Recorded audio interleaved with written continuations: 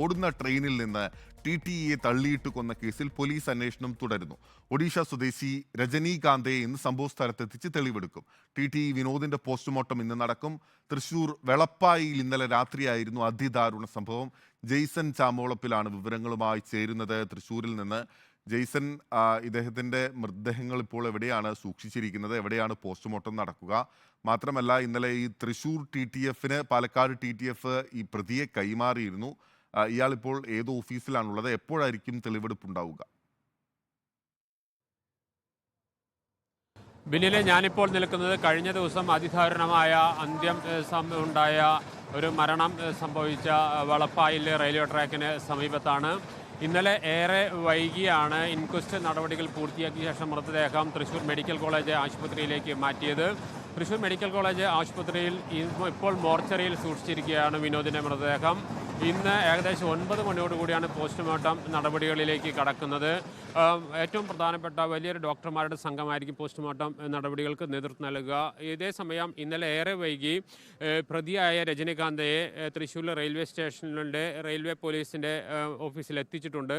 ഇന്ന് രാവിലെ തന്നെ തെളിവെടുപ്പ് ഉൾപ്പെടെയുള്ള നടപടികളിലേക്ക് പോകും എന്നാണ് നമുക്ക് മനസ്സിലാക്കാനാകുന്നത്. അതേസമയം ഇയാൾ തൃശ്ശൂർ കുന്നംകുളത്തെ ഒരു ഹോട്ടലിലെ തൊഴിലാളിയായിരുന്നു എന്നതാണ് ലഭിക്കുന്ന വിവരം. അതുകൊണ്ട് തൃശ്ശൂരിൽ നിന്നാണ് ഇയാൾ ട്രെയിനിൽ കയറുന്നത്. ട്രെയിനിൽ കയറി ഏകദേശം ഒരു 5-6 കിലോമീറ്റർ പിന്നിടുമ്പോഴാണ് ഈ പ്രശ്നങ്ങളെല്ലാം ആരംഭിക്കുന്നത്. അതിനുശേഷമാണ് വിനോദിനെ ഇയാൾ ട്രെയിനിൽ നിന്ന് തള്ളി താഴേക്കിടുന്നതും അതിദാരുണമായ ഒരു മരണം വിനോദിന് ഉണ്ടാവുന്നതും. ഏതായാലും ഇന്ന് രാവിലെ തന്നെ തെളിവെടുപ്പ് നടപടികൾ പൂർത്തിയാക്കിയ ശേഷം കോടതിയിൽ ഹാജരാക്കാനാണ് പോലീസിൻ്റെ നീക്കം. പോസ്റ്റ്മോർട്ടം നടപടികൾ 9 മണിയോടെ ആരംഭിക്കുമെന്നാണ് ഡോക്ടർമാർ അറിയിച്ചിരിക്കുന്നത്. അതേസമയം ഈ സംഭവവുമായി ബന്ധപ്പെട്ട് TTEമാരുടെ വലിയ രീതിയിലുള്ള പ്രതിഷേധം കഴിഞ്ഞ ദിവസം രാത്രി തന്നെ ഉയർന്നിരുന്നു. അത് സംബന്ധിച്ച തുടർ സമരങ്ങൾ ഉൾപ്പെടെയുള്ള ഉണ്ടാകാനുള്ള സാധ്യതയുണ്ട്. അവരെ സുരക്ഷ സംബന്ധിച്ച വലിയ ആശങ്കയിൽ തന്നെയാണ് TTE എക്സാമിനേഴ്സ്. അതുകൊണ്ട് തന്നെ അവർക്ക് സുരക്ഷ ഉറപ്പാക്കാൻ വേണ്ട നടപടികൾ എടുക്കണമെന്നതാണ് പ്രധാനമായും അവർ ഉന്നയിക്കുന്ന ആവശ്യം. ഇത്തരം സംഭവങ്ങൾ സാധാരണ, അതായത് ഈ ടിക്കറ്റ് ഇല്ലാതെ ട്രെയിനിൽ കയറുന്നു, അതിനുശേഷം TTമാർ ഇടപെടുന്നു, പിന്നീട് ഇവരെ മറ്റ് കമ്പാർട്ട്മെൻറ്റിലേക്ക് മാറ്റുന്നു. ഇതെല്ലാം സാധാരണ സംഭവിക്കാറുള്ളത്. പക്ഷേ ഇത്തരമൊരു സംഭവം അപൂർവമാണ്. ഇത്തരം സംഭവം ഇതിനു മുൻപ് ഉണ്ടായിട്ടില്ല എന്നതാണ് TTE എക്സാമിനേഴ്സിനെ ഏറ്റവും വലിയ ആശങ്കയിലാഴ്ത്തുന്നത്. അത്തരത്തിൽ സുരക്ഷ വലിയൊരു പ്രശ്നമായി തന്നെ അവർ ചൂണ്ടിക്കാണിക്കുന്നുണ്ട്. അതുകൂടി മുന്നിൽ കണ്ടുകൊണ്ടുള്ള ഒരു പ്രതിഷേധ പരിപാടികൾ കൂടി ഉണ്ടാകാനുള്ള സാധ്യതയുണ്ട്. ഇന്നലെ ഏറെ വൈകിയാണ്, ഇപ്പോൾ നാം ഇവിടെ ഏകദേശം 12 മണിയോടുകൂടിയാണ് ഇവിടെ നിന്ന് പോകുന്നത്. ഏറെ വൈകിയാണ് ഇൻക്വസ്റ്റ് നടപടികൾ പൂർത്തിയാക്കിയത്. അതീവ കേരള പോലീസിൻ്റെയും അതുപോലെ തന്നെ റെയിൽവേ പോലീസിൻ്റെയൊക്കെ RPFൻ്റെയൊക്കെ ഉൾപ്പെടെയുള്ള ഉന്നത ഉദ്യോഗസ്ഥരുടെ നേതൃത്വത്തിലാണ് ഇൻക്വസ്റ്റ് നടപടികൾ പൂർത്തിയാക്കിയത്. ട്രെയിനിൽ നിന്ന് തെറിച്ചു വീണ ശേഷം മറ്റൊരു ട്രെയിൻ അദ്ദേഹത്തിൻ്റെ ദേഹത്ത് കയറുകയായിരുന്നു. പിന്നീട് ദേഹത്ത് ശരീരഭാഗങ്ങൾ പല രീതിയിൽ ചിന്നിച്ചിതറുന്ന അവസ്ഥയുണ്ട്. ഇതെല്ലാം ശേഖരിച്ച് വളരെ വിശദമായ രീതിയിൽ ഇൻക്വസ്റ്റ് നടപടികൾ പൂർത്തിയാക്കേണ്ടതുണ്ടായിരുന്നു. അതുകൊണ്ടാണ് ഏറെ വൈകാൻ ഇടയാക്കിയത്. ഏകദേശം 1 മണിയോടുകൂടിയാണ് ഇൻക്വസ്റ്റ് നടപടികൾ പൂർത്തിയാക്കിയത്. അതിനുശേഷം മൃതദേഹം ഇപ്പോൾ തൃശ്ശൂർ മെഡിക്കൽ കോളേജിലെ പോസ്റ്റ്മോർട്ടത്തിനായി മോർച്ചറിയിൽ സൂക്ഷിച്ചിരിക്കുന്നു. ബിനിൽ. ജെയ്സൺ, ഇതിലൊരു പ്രധാനപ്പെട്ട കാര്യം ജെയ്സൺ ചൂണ്ടിക്കാട്ടിയതുപോലെ തന്നെ TTEമാരുടെ സുരക്ഷ, ഒപ്പം തന്നെ ട്രെയിനിൽ യാത്ര ചെയ്യുന്ന യാത്രക്കാരുടെ സുരക്ഷ എല്ലാം തന്നെ വലിയ രീതിയിൽ ചോദ്യമുനയിലാക്കുന്ന ഒരു സംഭവമാണ്. വർഷങ്ങൾക്ക് ശേഷമാണ്, ഒരുപക്ഷെ സൗമ്യ സംഭവത്തിനെല്ലാം ശേഷം വർഷങ്ങൾക്ക് ശേഷമാണ് ഈ വിധത്തിൽ ട്രെയിനിൽ നിന്ന് തള്ളിയിട്ട് കൊലപ്പെടുത്തുന്ന വിധത്തിലുള്ള ഒരു സംഭവം ഉണ്ടാകുന്നത്. അത് ഉത്തരവാദിത്തപ്പെട്ട ഒരു റെയിൽവേ ഉദ്യോഗസ്ഥൻ തന്നെ കൊല്ലപ്പെടുന്ന സാഹചര്യമാണ്. ജെയ്സൺ ചൂണ്ടിക്കാട്ടിയതുപോലെ തന്നെ അവരുടെ ഭാഗത്തു നിന്നുള്ള പ്രതിഷേധമുണ്ട്, യാത്രക്കാരുടെ സാധാരണക്കാരുടെ ആശങ്കകളുണ്ട്. ഇന്നിപ്പോൾ ഇത്രയും പ്രധാനപ്പെട്ട ഒരു സംഭവം എന്ന നിലയ്ക്ക് ഇന്നിപ്പോൾ ഇവിടേക്ക് ഉന്നത ഉദ്യോഗസ്ഥർ അല്ലെങ്കിൽ സർക്കാർ തലത്തിലുള്ള പ്രധാനപ്പെട്ട ആളുകൾ ഉൾപ്പെടെ വരാനുള്ള സാധ്യതയുണ്ടോ? അങ്ങനെ എന്തെങ്കിലും അറിയിപ്പ് ലഭിച്ചിട്ടുണ്ടോ ജെയ്സൺ? ഇതുവരെയും അത്തരത്തിലുള്ള അറിയിപ്പ് ലഭിച്ചില്ല. പക്ഷേ റെയിൽവേയുടെ ഉന്നതരായ ഉദ്യോഗസ്ഥർ സംഭവസ്ഥലം സന്ദർശിക്കും എന്ന സൂചനകളും ലഭിക്കുന്നുണ്ട്. നേരത്തെ സൂചിപ്പിച്ച പോലെ തന്നെ യാത്രക്കാരുടെയും റെയിൽവേ ഉദ്യോഗസ്ഥരുടെയും ഉൾപ്പെടെ സുരക്ഷയ്ക്ക് മുന്നിൽ വലിയ ചോദ്യം ഉയർത്തുന്നതാണ് കഴിഞ്ഞ ദിവസം ഉണ്ടായ സംഭവം. അന്യസംസ്ഥാന തൊഴിലാളികൾ, അതിഥി തൊഴിലാളികൾ എന്ന് നമ്മൾ വിളിക്കുന്ന അന്യസംസ്ഥാന തൊഴിലാളികൾ കൂട്ടത്തോടുകൂടി നാട്ടിലേക്ക് മടങ്ങുമ്പോൾ 90% ആളുകൾക്കും ടിക്കറ്റ് ലഭിക്കാറില്ല. അവർ ഏതെങ്കിലും കമ്പാർട്ട്മെൻറ്റുകളിൽ, റിസർവ്ഡ് കമ്പാർട്ട്മെൻറ്റുകളിൽ കയറിയ ശേഷമാണ് അവർ സാധാരണ യാത്ര ചെയ്യുക. എത്തിക്കുക, പിന്നീട് ടി.ടി.മാർ അവരെ മാറ്റുക എന്നതാണ് സാധാരണ സംഭവിക്കാറ്.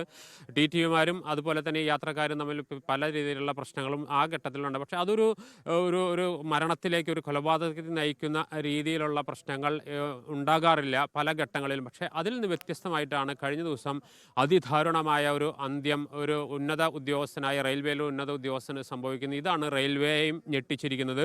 ഈ സംഭവം ഉണ്ടാകുന്നത് തൃശ്ശൂരിനും വടക്കാഞ്ചേരിക്കും ഇടയിൽ ഏകദേശം വെളപ്പായ എന്ന തൃശ്ശൂർ മെഡിക്കൽ കോളേജിലേക്ക് തിരിഞ്ഞു പോകുന്ന റെയിൽവേ പാലത്തിൻ്റെ ഏകദേശം താഴെയായിട്ടാണ് ഇത്തരം ഒരു സംഭവം ഉണ്ടാകുന്നത്. സംഭവ സ്ഥലത്ത് വെച്ച് തന്നെ വിനോദ് മരിക്കുകയായിരുന്നു. മാത്രവുമല്ല, വിനോദിനെ ഇടത് ഭാഗത്തൊക്കെയാണ് തള്ളിയിട്ടിരുന്നെങ്കിൽ പരിക്കുകളോടെയെങ്കിലും വിനോദ് രക്ഷപ്പെടുമായിരുന്നു. മറിച്ച് എതിർവശത്തു നിന്ന് വരുന്ന ട്രെയിനിൻ്റെ എതിർവശത്തുകൂടെ ട്രെയിൻ പാസ് ചെയ്യുന്ന ഭാഗത്തേക്കാണ് ഇയാൾ തള്ളിയത് എന്നതാണ് ഒരു മരണത്തിലേക്ക് കലാശിക്കാനുള്ളത്. പിന്നീട് ഇയാൾ ഒന്നും സംഭവിക്കാത്ത പോലെ ട്രെയിനകത്ത് കയറിയിരിക്കുകയായിരുന്നു. പ്രധാനമായും 1000 രൂപ പിഴയടയ്ക്കണമെന്നാണ് ഇയാളോട് ടി ആവശ്യപ്പെട്ടത്. പക്ഷേ അതിനൊന്നും അയാൾ തയ്യാറായില്ല. മാത്രമല്ല, ഈ കാര്യം ടി അടുത്ത സ്റ്റേഷനിലേക്ക് വിളിച്ചു പറയുന്നതിനിടയിലാണ് ഇയാൾ ഈ റെയിൽവേയുടെ ട്രെയിനിൻ്റെ വാതിൽക്കൽ നിന്നുകൊണ്ട് ടി ഫോണിൽ സംസാരിക്കുന്നതിനിടയിലാണ് ഇയാൾ വന്ന് തള്ളിയിടുന്നതും ഈ ഒരു ദാരുണമായ ഒരു അന്ത്യത്തിൽ കലാശിക്കുന്ന ഒരു സംഭവം ഉണ്ടാകുന്നതും. ഇന്നലെ രാത്രി 7:30 സംഭവം. ഇതേ സമയം തന്നെ കടന്നുപോയ ട്രെയിനും അദ്ദേഹത്തിൻ്റെ ദേഹത്ത് കയറുകയായിരുന്നു. ഇപ്പോൾ ഞാൻ നേരത്തെ സൂചിപ്പിച്ച പോലെ ഇന്ന് ഏകദേശം 9 മണിയോടുകൂടി പോസ്റ്റ്മോർട്ടം നടപടികൾ ആരംഭിക്കും. തൃശ്ശൂർ മെഡിക്കൽ കോളേജിലെ പോസ്റ്റ്മോർട്ടം വിഭാഗത്തിലെ ഉന്നതരായ ഡോക്ടർമാർ, അതായത് വിദഗ്ധരായ ഡോക്ടർമാരുടെ സാന്നിധ്യത്തിലായിരിക്കും പോസ്റ്റ്മോർട്ടം നടപടികൾ നടക്കുക. അതിനുശേഷം മൃതദേഹം ബന്ധുക്കൾക്ക് വിട്ടുകൊടുക്കും. റെയിൽവേ സ്റ്റേഷൻ പരിസരത്ത് പൊതുദർശനം ഉണ്ടാകാനുള്ള സാധ്യതയും ഉണ്ട്. അത് സംബന്ധിച്ച ഒരു സ്ഥിരീകരണം അല്പസമയത്തിനകം ലഭിക്കും. രാവിലെ തന്നെ ഇന്നലെ ഏകദേശം അർദ്ധരാത്രിയോടുകൂടി തന്നെ പ്രതിയായ രജനികാന്തയെ തൃശ്ശൂരിലെ റെയിൽവേ പോലീസിൻ്റെ ഓഫീസിൽ എത്തിച്ചിട്ടുണ്ട്. ഇപ്പോൾ പ്രതി അവിടെയാണുള്ളത്. ഇന്ന് രാവിലെ തെളിവെടുപ്പിനായി ഈ നിൽക്കുന്ന ഈ വെളപ്പായയിലുള്ള ഈ സംഭവം നടന്ന സ്ഥലത്തേക്ക് കൊണ്ടുവരും. അതിനുശേഷം കോടതിയിൽ ഹാജരാക്കാൻ തുടർ നടപടികൾ സ്വീകരിക്കുക. ബിനിൽ, ജേസൺ, ഒരു കാര്യം കൂടി രാവിലെ എത്തിയ പ്രേക്ഷകർക്കായി.